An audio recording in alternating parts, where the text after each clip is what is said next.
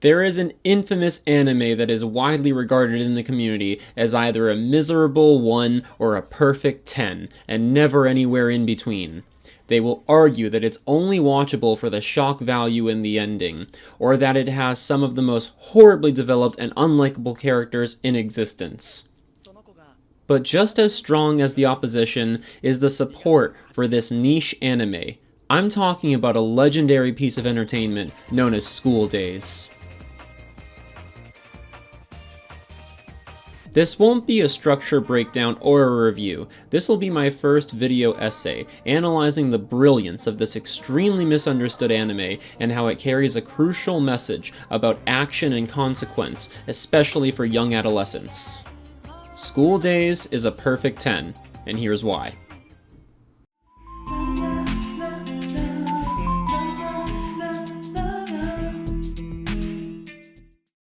This is our first heavy spoiler alert, so I encourage you to go watch the anime, which is available right here on YouTube, and then come back here and discuss it with us. This might just change the way that you look at young adult romance.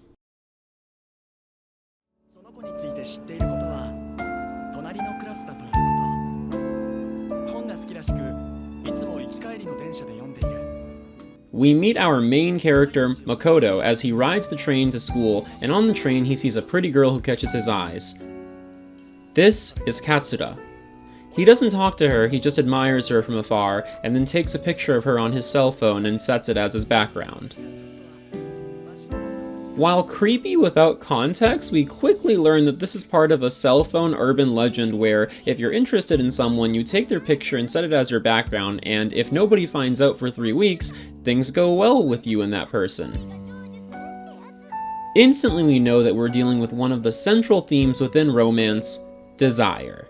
More specifically, we will come to see how School Days is written to deliver a unique and poignant cautionary tale on adolescent desires, how they grow and develop alongside us, and can irreversibly change us. The desires begin very innocently, just a boy who wants to be with a girl. But that would be a simple story, and the creators wanted to make sure we got a clear understanding of how the addition of other people in our lives are what truly make it take form. If it wasn't for our next character, the story would end right here. This is Sekai. Right off the bat, she sees that Makoto likes Katsura and decides she should help him talk to her. Things start off innocent with her as well. She acts like a realistic teenager who has a fascination with the romance of others, as most of us do. An interesting detail I find is that when he's first asked about her, Makoto describes Sekai to his friend as just some nosy girl. This definitely sets an expectation for the relationship and is a clever way of diverting you from what's to come. Sekai goes to great lengths, quickly making friends with Katsuya, telling Makoto all about what she likes so he knows what to talk about, and then invites her to have lunch with the two of them. And the opportunity he was pining for is handed right to him.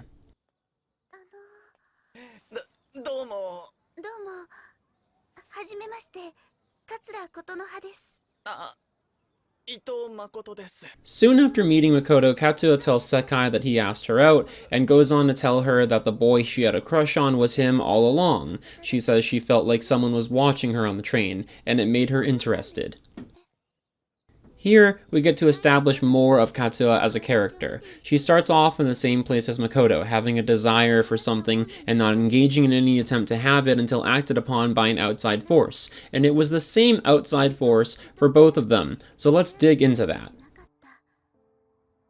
At the end of episode 1, Makoto asks Sekai why she helps him, and she says it's fun to watch someone fall in love, and to control the worlds of two people and make them converge and move with her own hands. This is what Sekai is all about, and at her core, it is deeply unsettling. Sekai is obsessed with control. She incited this romance because she could. She joined the astronomy club to get a key to the school roof because she could. And her actions in the end of the story will make a lot more sense when you take this into account. This also explains why she does what she does next, but there's slightly more to it.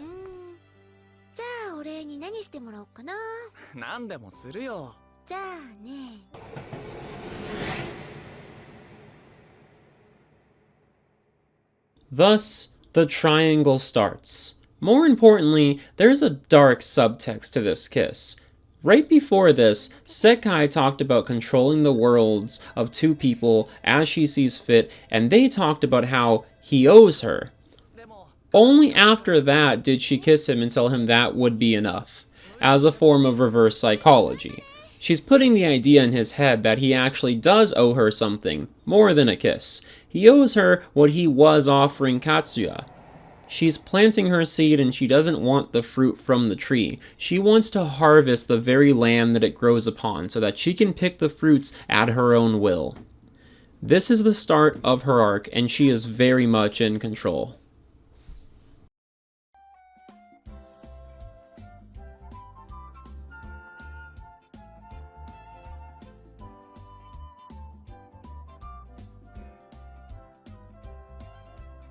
The series immediately takes a turn away from the expected in the next episode, where Makoto and Katsuya are trying to date, but it's not quite what he expected.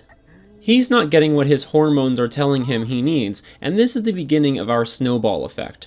Our brain attributes relationships with a risk versus reward system, which means that at a cerebral level, Makoto knows Sekai is better for him than Katsuya as it stands. This is how you organically illustrate the kind of chemistry that leads to love triangles. Regardless of this turbulence, Makoto and Katsuya make up because Sekai pushes them towards it, convincing Makoto and Katsuya separately, once again going above and beyond what is expected of a platonic friend. She even dismissed their kiss as a one-off greeting. As a result, they are pushed back together.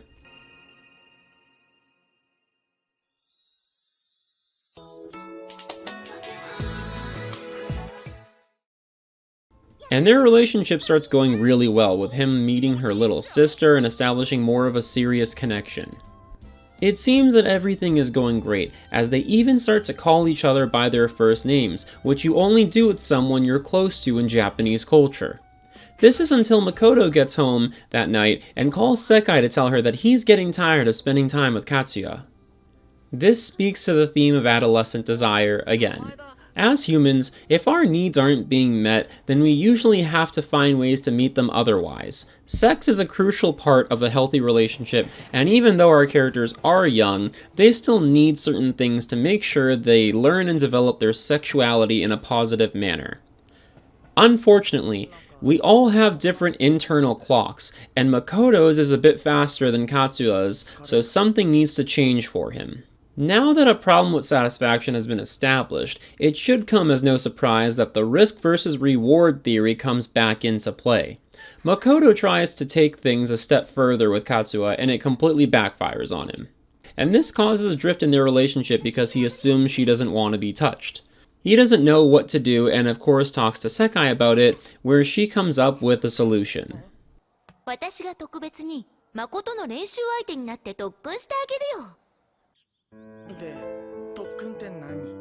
誠はキスの先がしたいんでしょ？だからその仕方を教えてあげるわよ。 And this is what propels the real romantic drama of the series. We're setting up the fact that Sekai is after something more than just being witness to Makoto's love life, and he is looking for something more than what he gets in his current relationship. What's interesting is that they have to really jump hurdles to do this. They find a spot at the park and get caught, they try a karaoke bar and decide they can't do it there, finally, they go to the roof. A lot of subtext happens here. 耳元で好きとか囁いてみて。世界、好きだ。 You can tell a bit about what Sekai wants here. Ask yourself why she accused Makoto of thinking about how her breasts are small compared to Katsuya's. She wants validation from him. She wants those sweet nothings in her name. She's the one who wants this more than he does. 誠。世界、俺もうごめんな。いいのか。特訓だからね。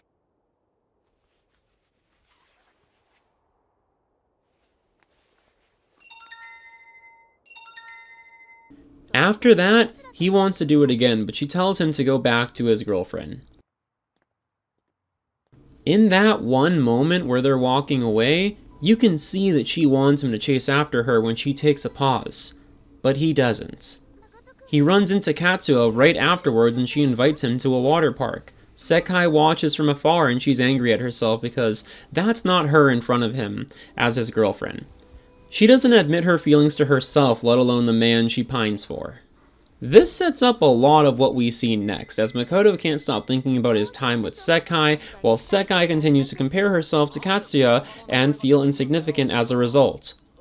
It feels like it's officially too late when Katsuya announces to all of their friends that she and Makoto are dating, and he clearly isn't happy and something isn't resolved.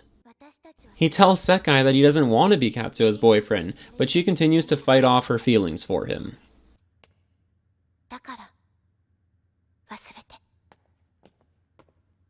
Here's where things take a turn. On his way home, Makoto decides he really needs to see Sekai. He just can't stay away. As she rejects his calls and texts, he rushes to see her. 世界なんでこっちに来るのよ。なんでって。誠は桂さんと付き合ってるんでしょ。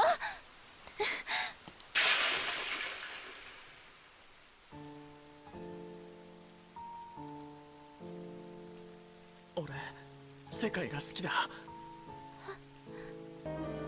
でも俺世界じゃなきゃダメなんだ。誠が悪いんだからね。世界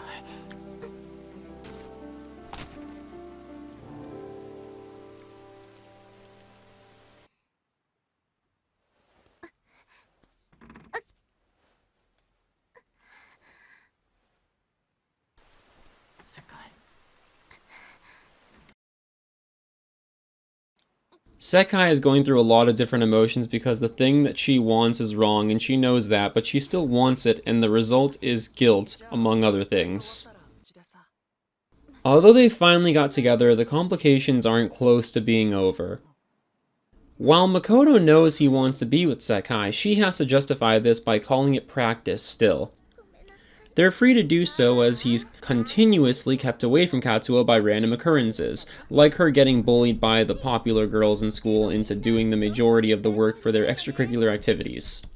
This effectively puts Sekai in what we call a trapped environment, where being with Makoto is wrong, but it's made so readily available to her by the outside forces that her willpower is outmatched by the strength of her desires. In his time with Katsuya, you can see how unhappy Makoto is with her, but he has no idea how to end things, or if it's okay to end things at all. Even when Sekai starts to feel bad and wants to come clean to Katsuya about the affair, Makoto isn't ready yet. Let's remember that this is basically his first girlfriend. He doesn't know what he's doing. He doesn't have the emotional maturity to know how to do the right thing, and at such an age, the human brain focuses on desire because want is a much more clear objective than need. Most times, teenagers don't know that they need stability and consistency. All of this tension crescendos when Katsuya gets to the roof one afternoon and finally sees what's going on. 世界好きだ。私も。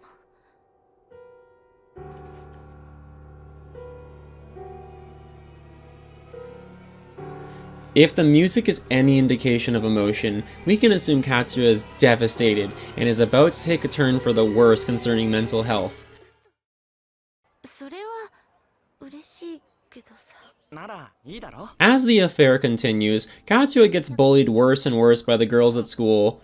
One girl named Setsuna takes Makoto's phone and blocks Katsuya's number because she wants to be a good friend for Sekai and knows about them. Everything has been put in place for Sekai to get exactly what she wants, and that makes it very hard to do the right thing. At his home, Makoto gets visited by Katsuya while Sekai is over. He makes an excuse not to see her, but she notices Sekai's shoes by the door, and she knows. Regardless, she still asks Makoto to dance with her at the school festival because even if he's cheating on her, she still wants him. She doesn't know how else to be, and many of us wouldn't have done any better in her place at that age. This is a unique and often unexplored place within the realm of teenage psyche, especially concerning emotional development. After Sekai overhears everything and feels horrible, she runs out of there. Outside, she runs right into Katsuya. ずるいですよ西園寺さん西園寺さんのこと Katsuya shows Sekai how betrayed she feels and asks her not to go near him again. Learning about what happened, Makoto continues to see Sekai and argues that if this is what they both want, then it can't be wrong. We're just waiting for things to finally boil over between Makoto and Katsuya now, and we know it won't end well. 触りたいですか On the train, Katsuya tells Makoto she's going to let him touch her breast soon, and nudges him towards dancing with her at the fair.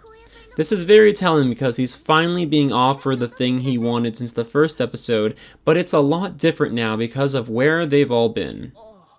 Setsuna has a unique arc of her own, as she gets caught kissing Makoto while he's asleep by Katsuya, and defends herself by saying she wanted memories all her own, and this tells a lot about her. She does so much for others, like Sekai, that she deprives herself of her own needs, until finally she decides to take what she thinks she deserves, even for just a moment. それだけ The plot gets very strange at this point, where the students who worked on the school festival set up what they call a break room, which is a private room that people can rent to have sex in while they're at the festival. Yeah, you're gonna be pretty wrecked when you see how this takes a hard left turn later, so stay tuned.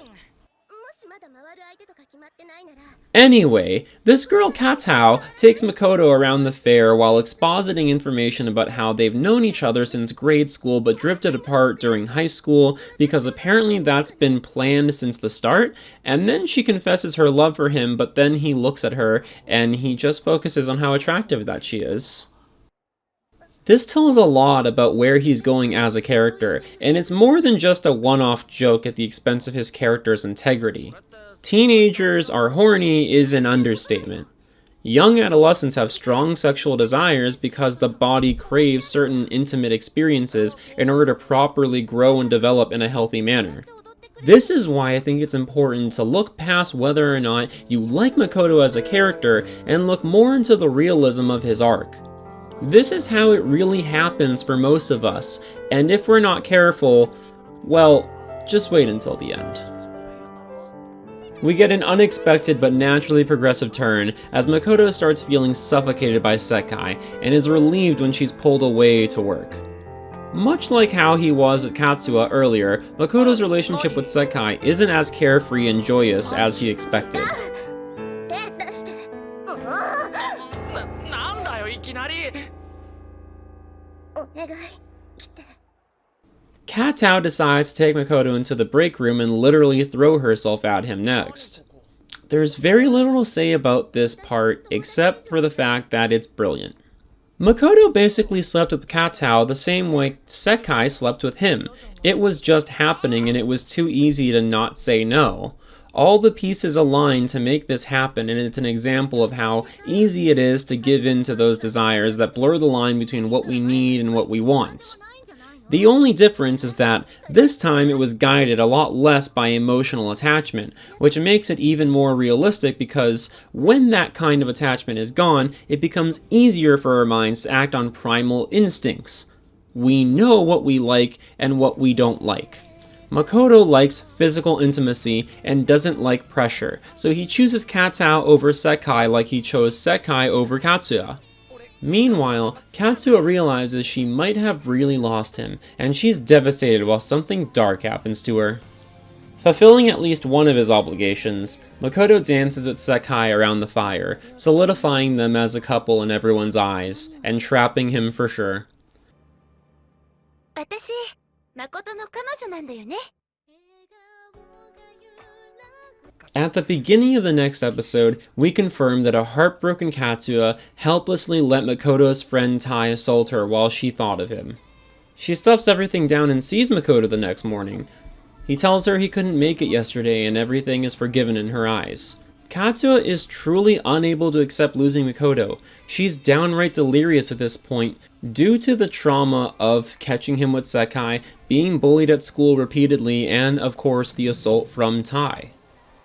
Setsuna gets Makoto to promise to focus only on Sekai, when suddenly Katsuya shows up. 俺たちもう会わない方がいいと思うんだ。これ以上今みたいな距離で会ってたりしたら誤解させちゃうから。 Katsuya just can't accept what's happening. She threatens Setsuna with telling Sekai about what she did and how she feels about Makoto, and Setsuna decides to kiss Makoto and tell her that she's the reason they're breaking up. Together they tell her to go, and she breaks down on the ground. Finally, she's completely broken. Just a girl who liked a boy and wanted him to be good to her, left all alone and treated so cruelly by everyone around her. Makoto keeps seeing Katao, and it's very telling that he's now very willing to accept a third girl into the mix because she represents a special kind of comfort for him. She came to him so easily that it contrasts the hardships he experienced with both Katsuya and Sekai. He finds a place where he doesn't feel pressured when he's with Katao. Knowing this is going on, Setsuna decides to show up at his house unannounced with plans in her head.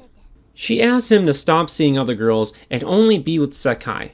She does everything she can for her closest friend and does what she can to heal her conscience. Finally, he starts to see that she likes him too, and he makes a move on her. And with that attempt, he's now delving into uncharted territory. A basic thing that motivates us is autonomy, doing something to know you're good at it or get better at it. I think this is the case with Makoto and his sexual conquests. He was a repressed boy for so long that he had no other way of growing up. Just like a starved stomach would tell you to eat everything, a starved sexual appetite will force one to act without restraint.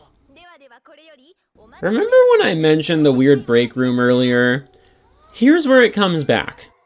The girls at the festival get together and show that they've been secretly filming the break room so they have sex tapes on everybody who used it.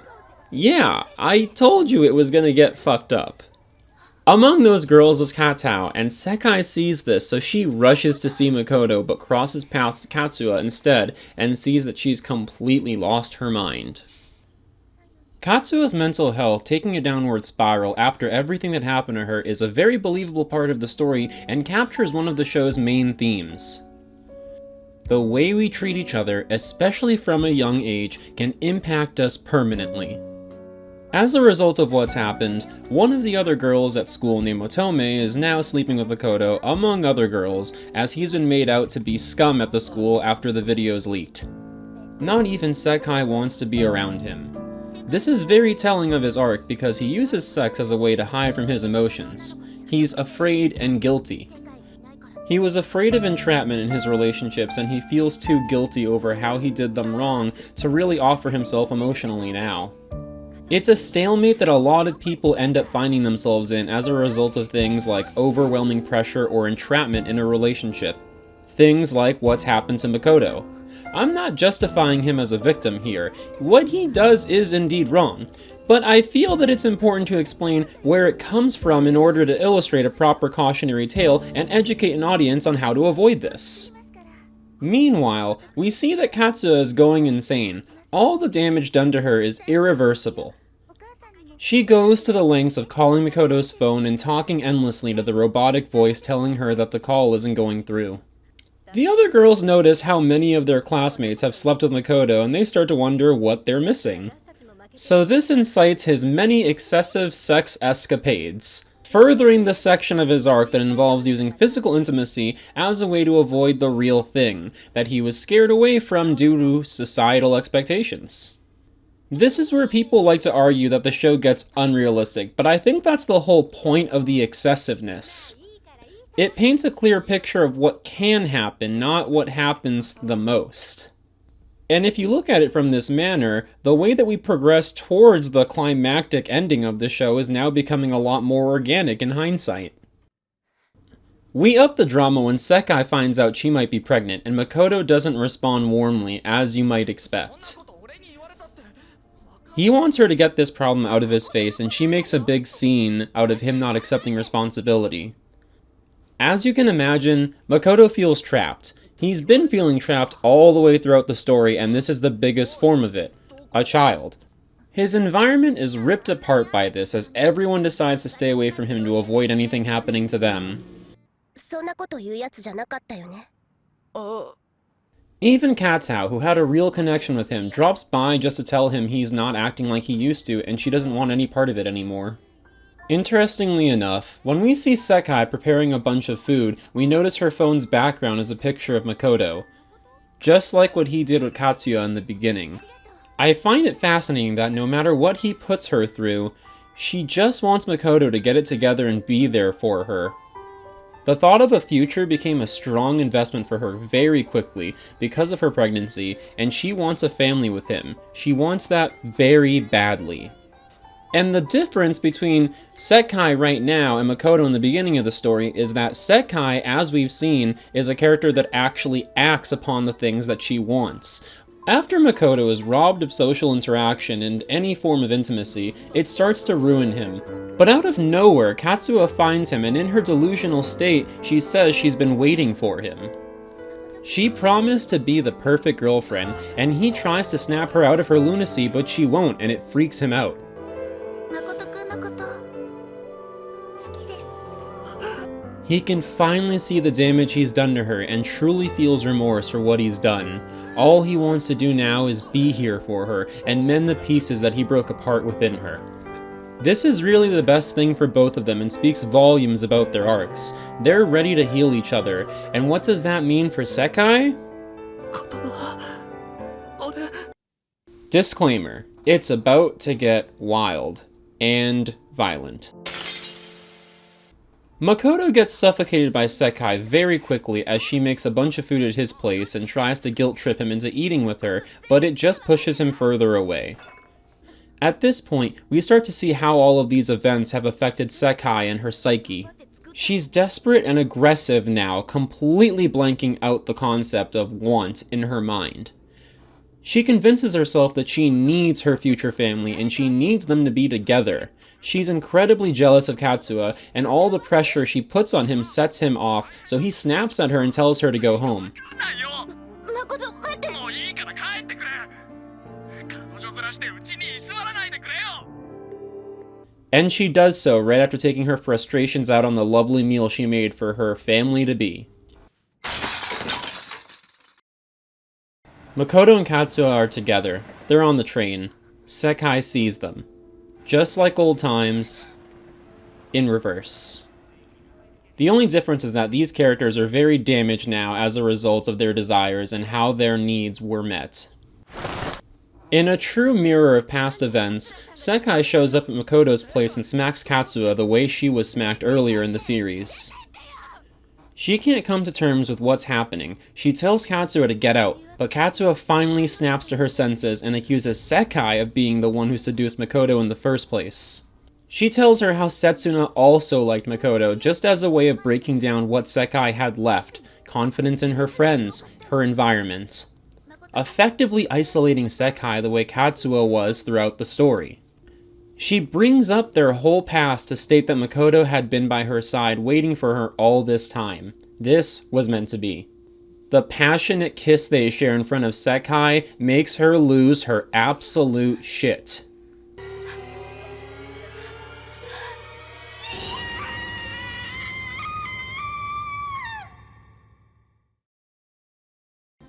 There's a long nightmare sequence where Sekai remembers all that she did to make Makoto get with Katsuya when she wanted him all along and sees that she is responsible for all of this and it's her fault that she lost him. This makes her wish he could take her back more than ever. Unfortunately, this is when Makoto sends her information Katsuya found on a clinic that can get her pregnancy taken care of. With this nail in the coffin of her dream family, Sekai is about ready to snap.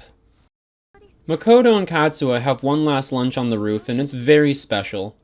He vows to be good to her the way she is to him, and we see his character arc come full circle.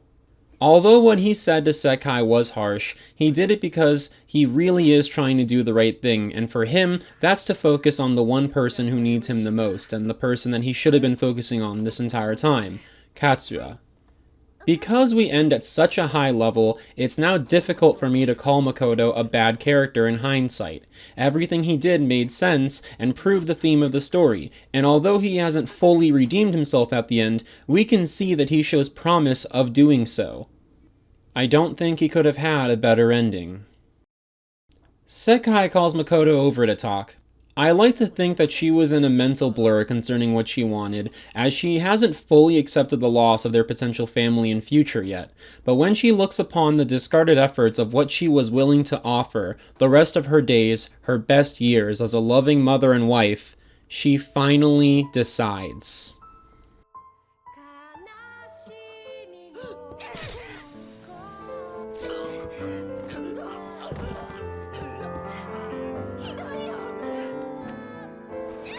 This girl wanted to be happy with him. She invested what she had into their future. Once that was taken from her, she was devastated, and she felt like it was unjustifiably taken from her. All of this combined with seeing another girl have everything she couldn't, which, as we kept setting up earlier in the show, gets to her on a deep level, and all of these triggers snowball and finally set her off. She was driven based on something seen commonly in cases of domestic violence turned murder. She wanted to hurt someone because she was hurt. As soon as she did it, you can see the remorse all over her face, which is just as real.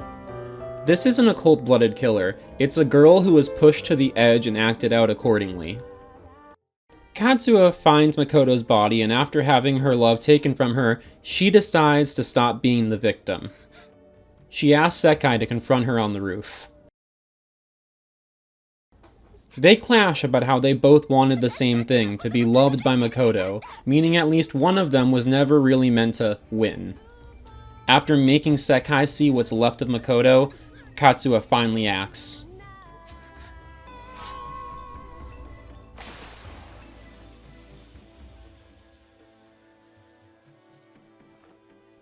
Katsuo kills Sekai and cuts her open to confirm that she was lying about the baby in order to keep Makoto chained down. As Sekai's arc comes to an end, this asks a big question about her psyche regarding if she tricked herself into believing it indefinitely as the child motivated her actions just before the ending. I think whether or not she was lying wasn't the point. The point is that she believed it, and it drove her most impassioned actions in the whole show. Sekai, much like every other character, is a victim in one way or another, and she was acting on what her emotions told her to do. People often associate trauma with serious, nearly life-ending events, but they look over the small individual instances that accumulate and stay with us for much longer than any physical pain. Through the character arcs, School Days examines the effects of these occurrences and how they accumulate. Things like unwanted pressure, entrapment, isolation, and guilt weighing over the conscience are all things that weigh down on these characters at increasing densities until finally crushing them.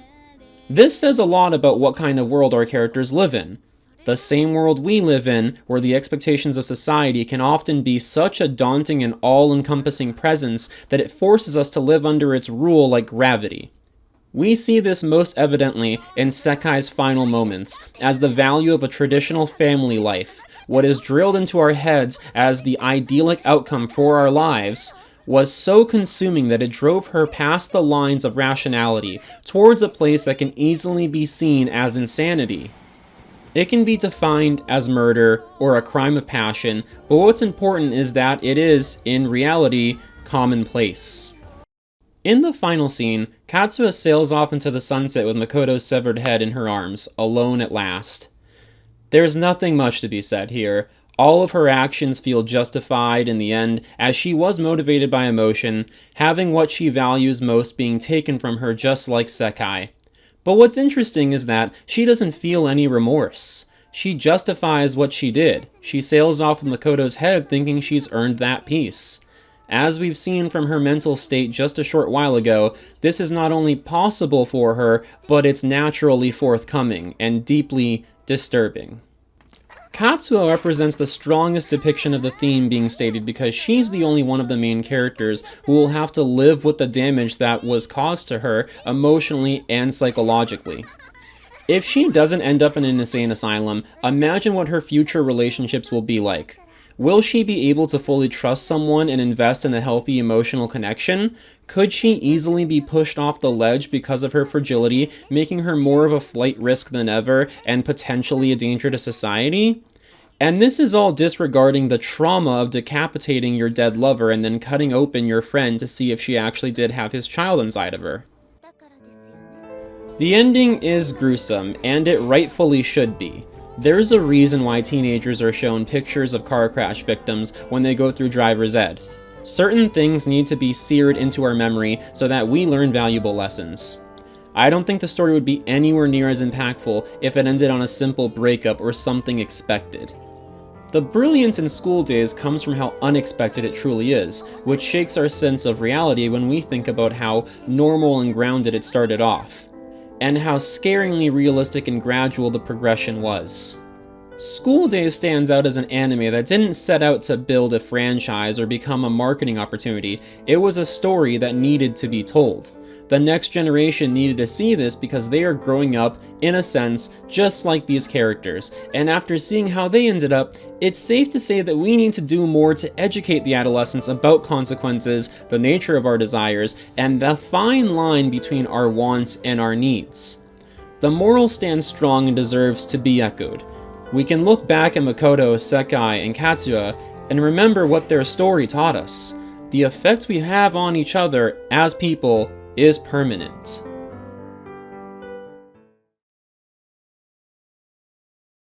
If you made it to the end of the video, thank you, and I hope you got something out of it. Since you've come this far, leave me a comment below and let me know if you enjoy this kind of content, because I've been wanting to make more serious video essays for a long time now, so it's important that I know if you guys respond to this kind of stuff. I started this channel specifically to make this video essay, and then I got wrapped up in talking about feed and banging your siblings, so... Also let me know if you'd rather see me just review a bad movie as usual. Your opinion is valued here. You are all a part of the Spice Wagon. Well, that's all I gotta say. Catch me next time, and if you disagree with me, come at me on Reddit.